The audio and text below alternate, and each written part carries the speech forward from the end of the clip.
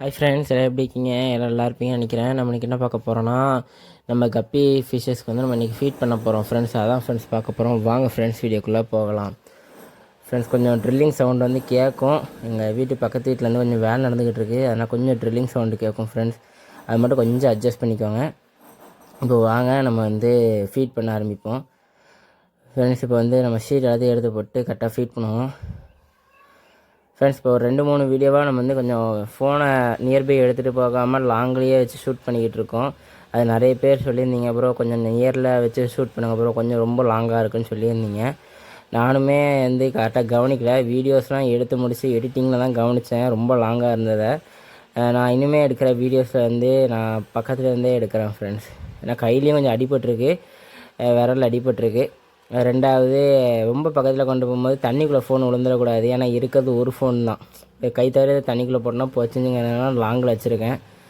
அதான் யோசிக்கேன். அதுபோக நம்ம ஒரு கையில் ஃபோன் வச்சுட்டு இன்னொரு கையில் ஃபீட் பண்ணுறது ரொம்ப டஃப்பாக இருக்குது ஃப்ரெண்ட்ஸ். அதனால தான் நம்ம வந்து லாங்லேருந்து எல்லாம் பண்ணுறோம் ஃபோனு.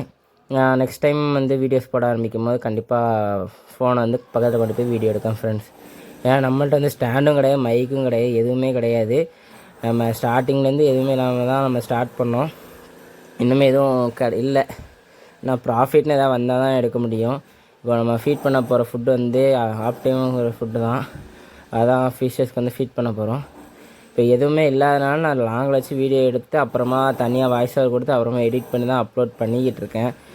அதனால தான் நம்ம இவ்வளோ லாங் இருக்கிறது. இனிமேல் நான் வந்து மேக்ஸிமம் லாங்கில் வச்சு ஜூம் பண்ணுறேன். இல்லைனா மேக்ஸிமம் கையில் வச்சு நியர்பைலே வீடியோ எடுக்க ஆரம்பிக்கேன் ஃப்ரெண்ட்ஸ். நம்ம ஃபார்ம் செட்டப் ஃபுல்லாக முடிச்சிட்டோன்னா நம்ம இந்த கையிலேயே வச்சு வீடியோ எடுத்துடலாம், பிரச்சனை இல்லை. இப்போது இது மாதிரி தனித்தனியாக வச்சுக்கனால நம்ம வந்து லாங்கில் வந்து வீடியோ எடுக்கிற மாதிரி இருக்குது, வேறு ஒன்றும் இல்லை. இனிமேல் வந்து நான் கொஞ்சம் ஷார்ட்லேயே வச்சு வீடியோ எடுக்க ட்ரை பண்ணுறேன் ஃப்ரெண்ட்ஸ். இப்போது டக்குன்னு நம்ம வந்து ஃபீட் பண்ணி முடிச்சிட்டோன்னா நல்லாயிருக்கும். ஃபைட்டர் எல்லாத்துக்கும் ஃபஸ்ட்டு ஃபீட் பண்ணிடுவோம் ஃப்ரெண்ட்ஸ். அதுங்க தான் ரொம்ப பசியில் இருக்கும். நான் ஆல்ரெடி 1 டே ஃபுல்லாக ஃபீட் வேறு பண்ணாமல் இருந்தேன். அதான் ஃப்ரெண்ட்ஸ், அது ஃபஸ்ட்டு ஃபீட் பண்ணிடுவோம். ரப்பர் பேண்டெல்லாம் கீழே விழுது. மேலே ஒரு ரப்பர் பேண்ட் எடுத்து வச்சுருந்தேன், அதை எல்லாத்தையும் எடுத்து வைக்கணும்.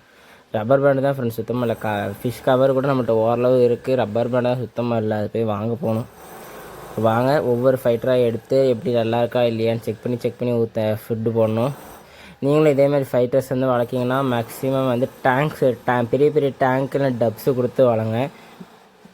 நம்மள்ட்ட வந்து அந்த அளவுக்கு வந்து இது இல்லாதனால, டப்பாங்க இல்லாததுனால மாதிரி சின்ன பாட்டில்ஸில் போட்டிருக்கேன்.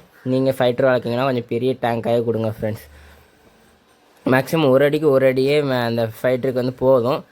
இல்லை ப்ரோ நான் இன்னும் கொஞ்சம் பெருசாக கொடுனா 2க்கு 2 கொடுங்க, இல்லை 2க்கு 1.5 கொடுங்க, இன்னும் 1 கொடுங்க. அது மாதிரி கரெக்டாக இருக்கும் டேங்க்கு. இதுமாதிரி சின்ன பிளாஸ்டிக் பாட்டில்ஸ் வந்து போட்டுக்காதீங்க.